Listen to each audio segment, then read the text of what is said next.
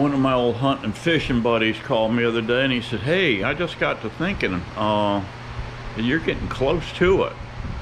I said, close to what? Your wedding anniversary. I said, yeah, come to think of it, you're right.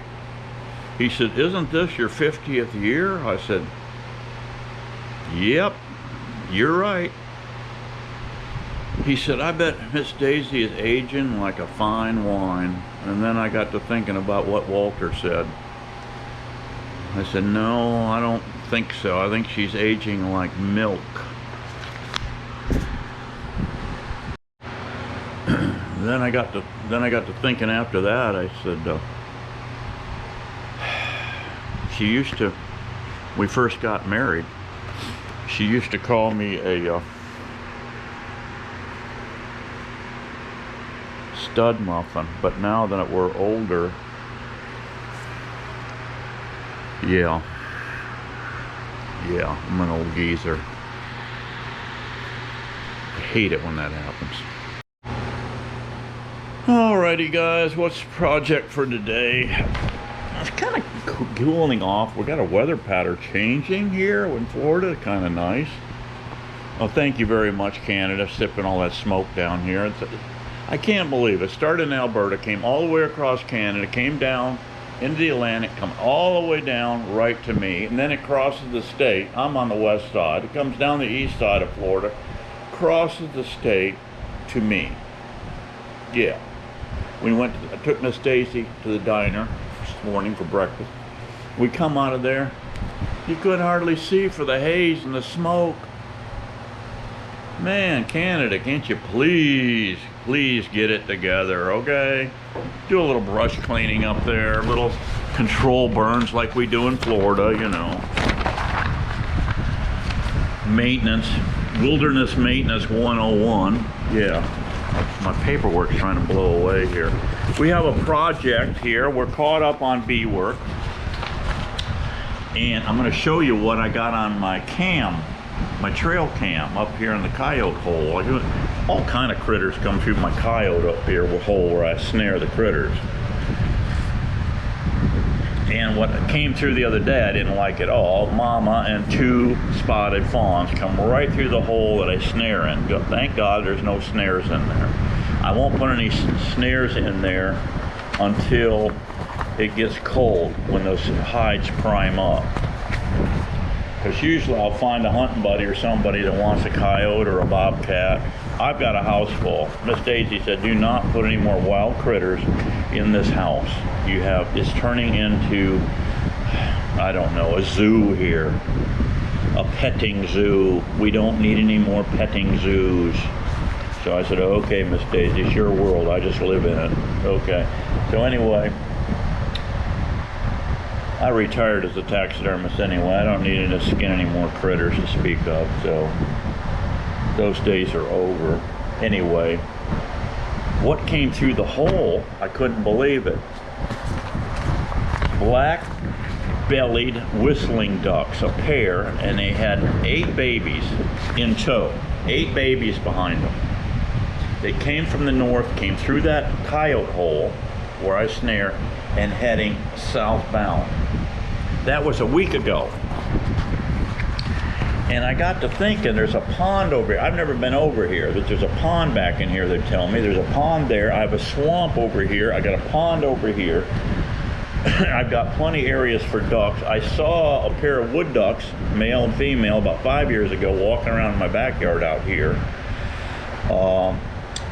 These black-bellied, look them up, black-bellied whistling ducks are getting quite thick here in Florida. They're a really cool looking duck. And they nest just like a wood duck. So I went out online and started researching them and to see what their whole deal is. And get this, they'll have on average 2 clusters a year. And anywhere from 12 to 22 eggs per batch. Can you believe it? So I'm going to show you here in a little bit the whistling ducks and their whole clutch following them through. They came through yesterday before dark again. But this has been a week later. There was 12 babies in tow behind them. Ballsy. They're coming right through that same hole. The fox are coming through, the coyotes are coming through, and the bobcats are coming through. Now, I have not seen any bobcats in about about 3 months. None. But I'm putting out food. There's a lot of possums coming through. There was a red fox that came through the other day, and a big coyote. He came through. So I've got all kind of critters coming through this hole up here, along with the whistling ducks. So I thought what I'd do is build me a nest box, and here it is. Here's your plans right here. There's what the box looks like, a finished box looks like right there. So I can control this wind situation. Here's your finished box here. You put this on a pole. You put it on a tree, but raccoons are going to get into it. So I'm going to put it on a steel pole with a piece of PVC pipe slid over the steel pole, and I put it in the ground. They say to put this 4 to 6 feet off the ground, this hole here. So basically what you have here is a 1 foot square floor on that thing, and it's 22 inches from the inside floor to up here. And I see most guys, I went out and looked at more, they're putting like a 3/4 by 3/4 piece of wood here screwed to where the bird can come up, she can hook her claws in there and then go into that hole. That hole is 4 inches high and 6 inches wide. And then they give you the breakdown of it here, all the dimensions. So what I'm gonna do, they say to make it out of rough sawn wood. Well, my rough sawn, the Crossroads sawmill is shut down. They used to do a lot of fencing, stockade fencing with cypress wood, rough sawn, and they're out of business. So what I'm going to build this out of, I'm going to just take all my free pallet wood and start gluing it up to make these pieces. Like this one here, dimension, the top here on the back end of this thing is 2 foot 8 3/4 inches, and this one here is 1 foot. The back end of this thing is 1 foot 1.5 inches across. They give you all the dimensions for the roof, front, everything. On the inside, you need something rough for the babies to hook their little claws in. They got claws, because these are tree ducks. So they can crawl up this wall on the inside and come out this hole when they're ready to, when they get ready to come out of the box. So I'm going to use 1/8 inch. I've got plenty of 1/8 inch wire right over there. But they say to fold it down so you don't have any sharp edges. Fold it on the inside and staple it to the inside of this wall in here. So that's my project. You can get these plans out there. It says 70birds.com birdhouses, and this happens to be black-bellied ducks, whistling ducks. Black-bellied whistling duck box, but wood ducks will also go in this box, and I understand that they mate and nest before the black-bellied ones do. So you can go out online and pull this up and get free info on black-bellied ducks if you're into that. So I thought it'd be kind of cool to see if I can't get some to go in the box. I'm going to put it right up here by this hole where they're coming and going. They're coming and going out of there, and I know the last year's batch did too. I was up going out of here one day and went up by my mailbox, and there they were hanging out by my mailbox, mama and about a dozen babies, and they ran across the road into the neighbor's pond over there. So I've got ponds, swamp all around me, so this would be a cool place. They normally say put this by a pond. Well, I'm not sitting on a pond here, but I'm so close to the water, and I don't really want to chop myself into that swamp back there and hang any boxes back in there. It's just too snake infested. I don't even want the hassle of wading through the mud and this and that. to install it. I'm going to put it here. I think it'll work just fine right here. Those ducks are going to come through. They're going to see that. They know how close the water is. And when these babies hatch, they just walk them on over. These ducks are walking quite a ways. They're walking down 700 feet of driveway to go across into that pond over there. So I know they're not going to have any issue using a nest. If I put right just off the side, those ducks will see it when they come in. They can see that nest box and they'll check it out. So anyway, that's what I'm going to get into today. I'm going to start gluing up some pallet wood to create these.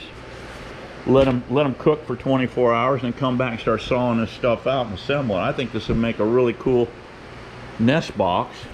And if it works out, I may even build a couple, 3 of them and set them out in the swamp or whatever, and see if we can't get some wood ducks and black-bellied whistling ducks.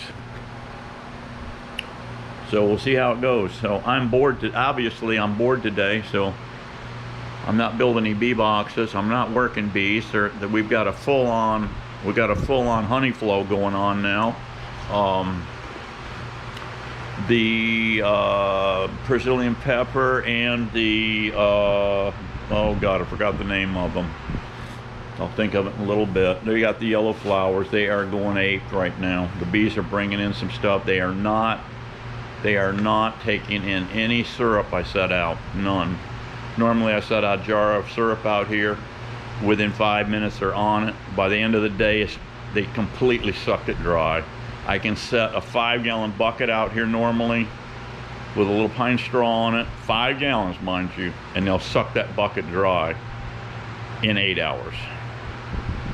They will not touch it. Matter of fact, I made 5 gallons. They're not touching it. It's already soured. I've got to dump it. So don't waste any sugar. Put a small test jar out. If they hit it good, then you can open feed if you want to, whatever. They will force feed if you stick the jar right on the roof. They don't have a choice. It's right there. They're going to lick it up. But I've got some honey syrup now that's going to spoil. It is already spoiled. You can smell it. I'm just going to dump it and wait later on in a month when they're really hungry. Then I might see where they're at with their stores. But they should be bringing in a good amount of syrup now and turn it into honey and for their winter food. I'm not going to rob any for myself, I don't think, unless there's really a couple really nice sheets of frames of sealed up honey. Golden rain trees, that it just finally came into my pea brain. Golden rain tree is what's blooming now, and I've got tons of it in this area. So we've got those 2 crops going on. We got Brazilian pepper and golden rain tree, and I'm sure they're going to be putting up a lot of honey with that crop. So anyway, that's Steve-O's project right now. I'm going to start gluing some stuff up, and I'll give you a little quickie on that, and I'll show you my finished box, and I'll show you the installation. I'm going to show you today the black-bellied ducks, whistling ducks. I've got them on. I've got 3 pictures, cam pictures. I left them on the desktop, and I'll let you get a look at those. And let me get to work and stop talking, because I'm not getting any younger. Okay, bye. Okay, guys, I got the back wall here. It says it's 1 foot 1.5 by 2 foot 8 3/4.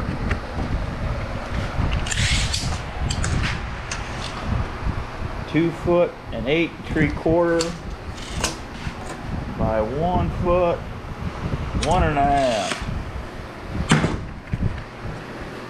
My pallet wood wasn't long enough, because my pallet wood, as you remember, is 21 5/16. So there's the fix. Scabbed on piece. That'll be the back wall. This will be the outside wall where my mounting post will go. So now we've completed that. Not pretty. It's not pretty. It's okay. Ducks won't care. Bees won't care. And you know, you know, Steve-O is into the birds and the bees, and then he knows what they like. So anyway, we got to have a cheap nest box here. So what do I want to work on next? I got to make two sides, this side and this side. So they're telling me that this is 2 foot, the side is 2 foot and 5/8. 2 foot 1 5/8 from that point down. Actually 2 foot 2 inch, they're telling me, from there to there. 2 foot 2 inch, and they want it 1 foot wide. So I'm gonna have to come up with some boards to get 1 foot. So it looks like with this scenario here, I'm going to need 4 boards. And then I'll just set up a table saw and rip it to give me my 1 foot. Because this bottom floor in here is 1 foot square. So let me work on that. Okay guys, been on the phone talking to Martin from Michigan. He'll be coming down with some bees soon. Anyway, I did get the back end. See that thing over there? I got the back end. That's this portion right here. Got that done. I think what I'm gonna do next is maybe knock out this front one here where the hole goes. It's gonna be 6-inch hole, 4 inch high. See, they got it laid out nice here, all the dimensions. And of course I'm piecing this all together because all I got to work with is all this wood here, all different thicknesses. But I'll back it up, and I'm gonna have little daylight in there. I'm not gluing nothing. We're not gluing nothing here. Any little spots here that they got daylight, no big deal. You need ventilation here anyway. You see this here at this corner? Like right here. See that spot right there? They've got that cut off, so when you put this lid on, it comes up here, you got daylight under there. It's 3/8 of an inch. They're showing 3/8 of an inch. So you got airflow here. They're doing the same thing here on all 4 corners down here on the floor. This is 1 foot square. And they're doing little 45s on the corner. Still coughing.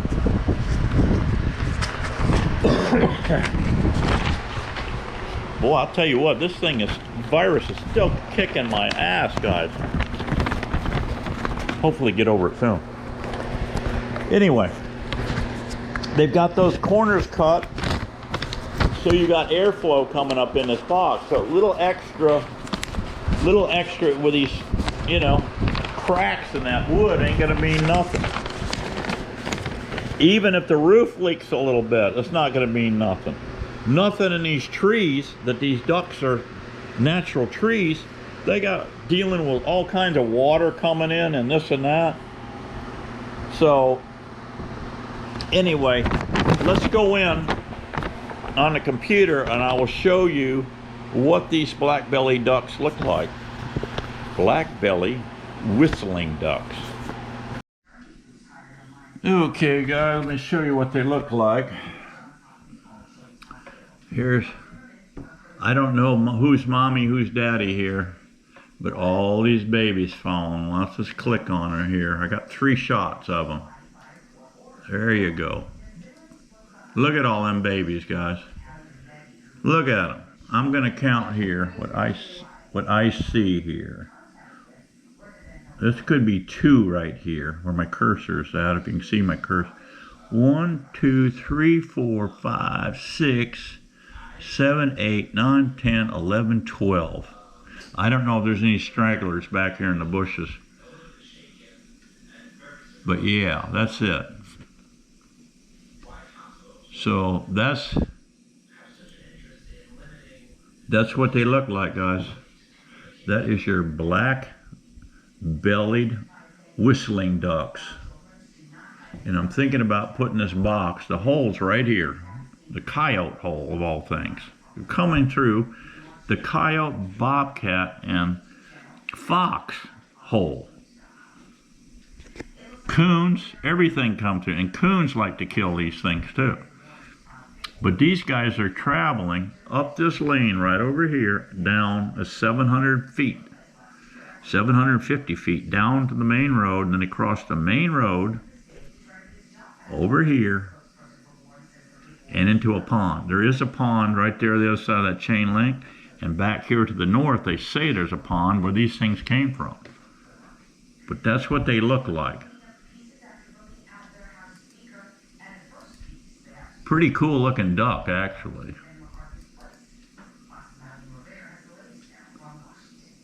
Pretty cool looking duck. So anyway, that's the critters. We're going to try to make a nest box for them and set it out. And I'm going to put it right over here so they can see it. They'll be able to see it. All right, that's all I got for you today, guys. Hang in there. Christmas is coming. Buy Joe something for Christmas. Buy him maybe a cane.